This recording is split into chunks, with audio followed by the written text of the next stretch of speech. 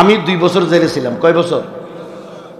ওখানে গিয়ে দেখি হিন্দুর ছেলেরা কিছু দাঁড়িয়ে রাখে না, এখন মুসলাম্বা দাঁড়িয়ে আছে। ওই চারুকলার ছাত্র আর্ট করে যে মানে ছবি টবি আঁকে, চিনেন নি? এটা ঢাকা বিশ্ববিদ্যালয়ের চারুকলার ছাত্র, একজন হিন্দু 2 জন মুসলমানের ছেলে, এই 3 জনের দাঁড়িয়ে আছে। আমারে নিয়ে গেছে কোর্টে রিমান্ডে। তখন থেকে 3টা ছেলে ইয়ং, বয়স 22 থেকে 23 বছর 25 বছর হবে, এরা ঢাকা বিশ্ববিদ্যালয়ের চালুকলার ছাত্র, 3 জনকে ধরে নিয়ে আসছে। যেহেতু দাড়িওয়ালা আমাদের সাথে ঢুকাই দিছে। জিজ্ঞেস করলাম তোমরা কি করো? হুজুর আমরা 7 মাস গুম ছিলাম। কারণ কি? তোমরা কি করো? ঢাকা বিশ্ববিদ্যালয়ের ছাত্র। ঢাকা বিশ্ববিদ্যালয়ের ছাত্র জঙ্গি হবে কেন? হুজুর আমাদের দাঁড়িয়ে আছে, আমরা ওই যে পাঞ্জাবি পরে, চুল লম্বা লম্বা, একজনের মুছো লম্বা, জেনারেল ওসমানের মতো। তো কি করছে? কয় আমি বলছি যে হুজুর আমি হিন্দু, মুসলমান নয়। কয় এটাও বিশ্বাস করে না, আমার জঙ্গি মামলায় দিয়ে দিচ্ছে। দেখছেন নি? পুলিশ প্রশাসন রাষ্ট্রের আস্কারা পেয়ে কি চরিত্র নষ্ট হয়েছে। এদেশের হিন্দুর ছেলেকেও এনে জঙ্গি বানাইছে, ঠিক না বেটি? এখন জঙ্গি নেই। আপনারা বলেন যে সমস্ত লোকগুলো ক্ষমতা পাওয়ার পর আল্লাহরে ভুলে যায়, এরা আস্তিক না নাস্তিক? নাস্তিকদেরকে ভোট দেবেন আর? এরা ক্ষমতায় থাক, আপনারা চান না? জি, কোন নাস্তিক বাংলাদেশে ক্ষমতায় আসুক আপনারা কি চান? এটা মনে থাকবে তো, কারণ দুনিয়াতে বিচার হয়ে যাবে। যত নাস্তিকদের সহযোগী এই জালেম যারা জুলুম করেছে, বিচার হয়েছে কিনা? আল্লাহ ফেরাউনেরও বিচার করেছেন, নমরুদেরও করেছেন, আব্রাহা বাহিনীরও করেছেন, আবু লাহাব আবু জেহেলকেও করেছেন, এই দুনিয়ার লেডি ফেরাউন আর তার বাহিনীকেও করেছেন, ঠিক না বেটি? দেখেন আল্লাহ বিচার কেমনে করে। আব্রাহা বাহিনীকে আল্লাহ মারছেন ছোট ছোট ফাঁকি দিয়ে, ঠিক কিনা? এই দেশের রাজনৈতিক দলগুলো 16 বছর ফেল, কিছু করতে পারে।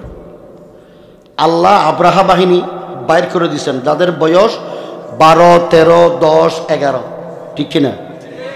এরা কাম করাই দিছে, ঠিক কিনা? শিক্ষা নেওয়া দরকার। আল্লাহ কখন কাকে দিয়ে কোন জালেমের পতন ঘটাবে জানে কে? এই বিশ্বাস আছে না নাই? রাত অনেক হয়েছে, শেষ করে দেব? আল্লাহ যে বিচার করে একটা দলিল দেব? হ্যাঁ, আচ্ছা আপনারা বলেন তো, আল্লাহ পাক আইন করেছেন, বুদ্ধি দিল তাদেরকে কে? এটা আমার কথা না কোরআনের কথা? আল্লাহ বলেন লাহুম কুলুবুন লা ইয়াফকাহুনা বিহা। পড়েন, সবাই পড়েন, লাহুম কুলুবুন লা ইয়াফকাহুনা বিহা। কোরআন শরীফের এক আয়াত যদি 1 অক্ষর পড়েন 10 নাকি, ঠিক কিনা? বুদ্ধি দিল আল্লাহ, জ্ঞান দিল আল্লাহ, আল্লাহর দিয়া জ্ঞান, আল্লাহর দিয়া বুদ্ধি দিয়ে এরা আইন করে। কি আইন?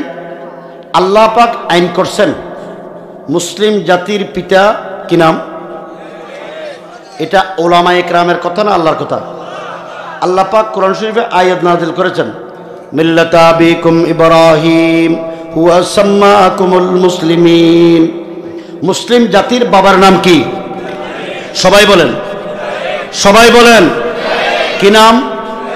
তো এটা আইন করছে আল্লাহ। আল্লাহ আইন করার পর আল্লাহর কোনো বান্দা, আল্লাহর কোনো গোলাম যারা আইন করছে, এই যে প্রধানমন্ত্রী ছিল সে আল্লাহর বান্দা ছিল কি? আল্লাহর বান্দা কিনা? তো ইব্রাহিম তার বাবা কিনা? এটা আমার আইনে না আল্লাহর আইনে? বঙ্গবন্ধু কার আইনে? ইব্রাহিমের সন্তান। আমার আইনে না আল্লাহর আইনে? তো বঙ্গবন্ধু হলো প্রধানমন্ত্রীর বাবা, উনি ওনার বাবাকে আল্লাহর আইনের বিরুদ্ধে আইন করে এই মুসলিম জাতির ভূখণ্ডের বাবা বানাইছেন, ঠিক কিনা? আল্লাহর ইচ্ছা হলো উনি এই ভূখণ্ডের মুসলিম জাতির বাবা হইতে পারে না, আমি তো বাবা বানাইছি ইব্রাহিমকে। তো যে আমার আইনের বিরুদ্ধে আইন করে একজন ব্যক্তিকে, আমার সৃষ্টি এক মখলুককে যে জাতির বাবা বানাই, তারে আমি জুতার বাবা বানাই। আমার বুঝে আসে নাই। আল্লাহর ইচ্ছে। আমরা আল্লাহ আইন করেছেন কি, রসুল আইন করেছেন। قال النبي عليه الصلاة والسلام لا تدخل الملائكة بيتا فيه كلب أو تصاوير। ওই ঘরের রহমতের ফেরেশতা প্রবেশ করে না যেই ঘরে কুকুর এবং ছবি থাকে। কি থাকে? ছবি রাখা হালাল না হারাম? ছবি রাখা হালাল না হারাম? তো এটা নেতার ছবি, কেতার ছবি, কোনো ব্যক্তির ছবি, কোনো জন্তুর ছবি, হালাল না হারাম? এটা আমার কথা না রসুলের কথা? তো রসুলের কথা, আপনারা রসুলের উম্মত নেই। কারা কারা উম্মত? উম্মত হন, কেউ না পাবেন না। ওয়াদা করেন আজ থেকে আমাদের ঘরে কোনো ছবি থাকবে না। ছবি টাঙাবেন? ছবি থাকলে ফেলে দিবেন। ছবি থাকলে রাজি আছেন? ওয়াদা করতে পারবেন? ছবি থাকবে না, রাখেন। এটা মনে থাকবে তো? এটা একটা জিহাদ। আপনি যদি ঘর থেকে ছবি ফেলে দিতে পারেন, আমি বলে গেলাম এটা হলো আফজলুল জিহাদ। এই জমানায় একটা জিহাদ করলে যে সওয়াব পাবেন, এই ছবি ফেলাইলেও সেই সওয়াব পাবেন। দ্বিতীয় নম্বর, রসুল এসেছেন দুনিয়াতে মূর্তি রাখার জন্য না মূর্তি ভাঙার জন্য? খানায়ে কাবায় মূর্তি কয়শো ছিল? কত? 360। রসুল আসার পরে মূর্তি ভাঙছে না রাখছে? ভাঙছে। তো রসুলের উম্মতদের কাজ কি, মূর্তি ভাঙা না বানানো? জোর করে কর। তো তিনি ক্ষমতায় আসার পরে ওনার বাবার মূর্তি বানাইছেন 10,000 বাংলাদেশে, ঠিক না বেটি? 4,500 কোটি টাকা খরচ করছেন আমার আপনার পকেটের পয়সা। তো আল্লাহর কি সহ্য হবে?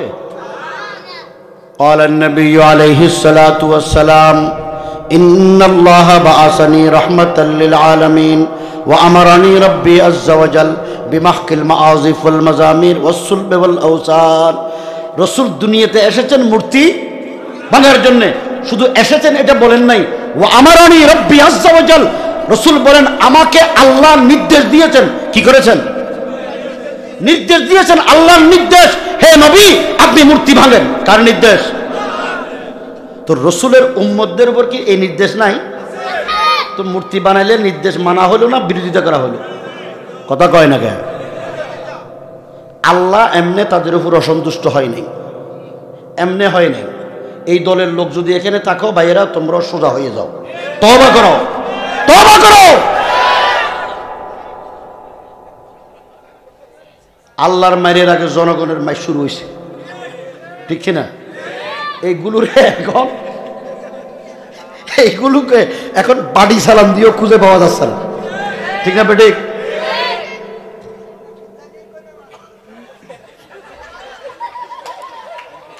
আইসেন না, আইসেন না, দিন আরো আছে, দিন আছে না নাই? উনি ওনার বাবারে জাতির বাবা বানাইলেন। আল্লাহর ইচ্ছা হলো তিনি জাতির বাবা নয়, জোতার বাবা হবেন। আমাদের বুঝে আসে নাই, উনি বিশাল এক মূর্তি বানাইছেন। কোথায়? ওনার বাবার দেশে যাওয়ার জন্য একটা সেতু করছেন, নাম পদ্মা সেতু। ওইটা করার জন্য রাস্তা বড় করছেন। ওইখানে শুধু দোলাইপাড়ার এই ব্রিজের কাছাকাছি বুড়িগঙ্গার এই জায়গায় 6টা মসজিদ ভাঙা হয়েছে। কয়টা? এই 6টা মসজিদ ভাঙার কারণে ওলামা ইকরাম বিরোধিতা করেছেন। আমরা আল্লামা জুনায়েদ বাবনগরীর নেতৃত্বে হযরত মাওলানা মামুনুল হক সহ আমরা সবাই মূর্তির বিরুদ্ধে গরম গরম বক্তৃতা দিছি, মনে আসেনি? উনি অসন্তুষ্ট হয়ে গেছেন আমাদের উপরে। কেন? ওনার বাবার বিরুদ্ধে, মূর্তির বিরুদ্ধে আমরা কথা বললাম। আমরা কথা বলছি তো আল্লাহ হুকুম করছে এই জন্য, ঠিক না বেটি? আল্লাহ বলছে যে মূর্তি ভাঙো, এই জন্য নবীর ওয়ারিসরা উলামা ইকরাম আল্লাহর হুকুম পালন করার জন্য মূর্তির বিরুদ্ধে কথা বলেছে, ঠিক না বেটি? আমরা বিরোধিতা করলাম, উনি অসন্তুষ্ট হয়ে আমাদের বিরুদ্ধে শত শত মামলা দিছে। দেশের 2100 আলেমকে 21 সালে বন্দী করেছেন শুধু মূর্তির বিরোধিতা করার কারণে। আমরা করছি একটা মূর্তির। আল্লাহ ইচ্ছা হলো বাংলাদেশের 10,000 মূর্তি একটাও রাখবেন না। আমরা বুঝি নাই আল্লাহর ইচ্ছা কি আমরা বুঝবো? এটা বুঝে আসছে 5 তারিখ। 5 তারিখ যখন দেশ স্বাধীন হয়ে গেল, সেনা প্রধান রাজনৈতিক নেতৃবৃন্দকে ডাকছেন, আলেমদেরকেও ডাকছেন। এর ভিতরে হেফাজতের পক্ষ থেকে আমরা 3 জন গেছিলাম, আমিও একজন, হযরত মাওলানা মামুনুল হক সাহেব, মুফতি মনির কাসিমি সাহেব আর আমি আজিজুল হক ইসলামাবাদী। আমরা সেনা প্রধানের ডাকে গিয়েছিলাম সেনা সদর দফতর। কথাবার্তা শেষ করার পর আমাদেরকে প্রেসিডেন্টের কাছে নিয়ে যাচ্ছে বঙ্গভবনে। দেখি আমাদের গাড়ি যখন ফার্ম গেটে বিজয় সরণিতে আসলো, দেখি যে লাখ লাখ মানুষ একটা বিশাল মূর্তিকে ঘিরে রাখছে 1-150 ফিট উপরে। কাছে যখন আসলাম দেখি যে মাশাআল্লাহ জাতির বাবার মূর্তি। এটা জাতির বাবা চিনছেন তো? উনি তো ওনার বাবারে জাতির বাবা বানাইছেন। কাছে আসে দেখি জাতির বাবার গলায় এত বড় মোটা মোটা রশি। কিছু যুবকরা ডাইন দিকে টানে, কিছু বাম দিকে টানে। আরো একটু কাছে গিয়ে যখন দেখি এত বড় বড় হাতুড়ি দিয়ে জাতির বাবারে পিটানো শুরু করছে, মারা। এরপরে কয়েক মিনিট পরে দেখি এক ছোট বাচ্চা আস্তে আস্তে জাতির বাবার মাথার উপরে উঠছে, উঠে দাঁড়াইয়া টপ টপ পেশাব করে দিচ্ছে। আরো আশ্চর্যের কথা হলো, 10-15 জন যুবক এক বিশাল জুতার মালা এনে জাতির বাবার গলায় পরাই দিছে। ইজ্জত না বেইজ্জত? জোর করে কোন ইজ্জত না বেইজ্জত? কেন বেইজ্জত? কোরআন শরীফ শুনেন, আল্লাহ বলেন কুলিল্লাহুম্মা মালিকাল মুলক, বলেন কুলিল্লাহুম্মা মালিকাল মুলক তুতিল মুলকা মান তাশা ওয়া তানজিউল মুলকা মিম্মান তাশা ওয়া তুইজ্জু মান তাশা ওয়া তুযিল্লু মান তাশা বিয়াদিকাল খায়র ইন্নাকা আলা কুল্লি শাইইন কাদির। শক্তির মালিক কে? ক্ষমতার মালিক কে? ইজ্জতের মালিক কে? বেইজ্জত করনেওয়ালা কে? তোমরা আইন করেছ আল্লাহর আইনের বিরুদ্ধে, আল্লাহ পাক সহ্য করে নাই।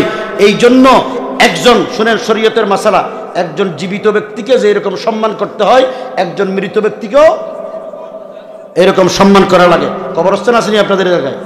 কবরস্থানে কোনোদিন জুতা নিয়ে যান? বঙ্গবন্ধু জাতির, এই জাতির সম্পদ, স্বাধীনতার স্থপতি, তারে আইন করে আল্লাহর আইনের বিরুদ্ধে আইন করে জাতির বাবা বানাইছো, আল্লাহর সহ্য হয় নাই, এই জন্য তার গলায় জুতার মালা পরাইছো তোমাদের আইনে, ঠিক না বেঠিক? তো আল্লাহর আইনের বিরুদ্ধে ক্ষমতা দিল আল্লাহ। আন্নাল কুওয়াতা লিল্লাহি জামিআ, সমস্ত ক্ষমতাবানদের ক্ষমতার উপরে কে? মালিকুল আমলাক, আল্লাহ হলো সমস্ত ক্ষমতার মালিক। আর তোমরা নিজেরা ক্ষমতাবান হইয়া আল্লাহর আইনের বিরুদ্ধে আইন করো, আল্লাহ এই জন্য তো জুতার বাড়ি মালাইছে, ঠিক না বেঠিক?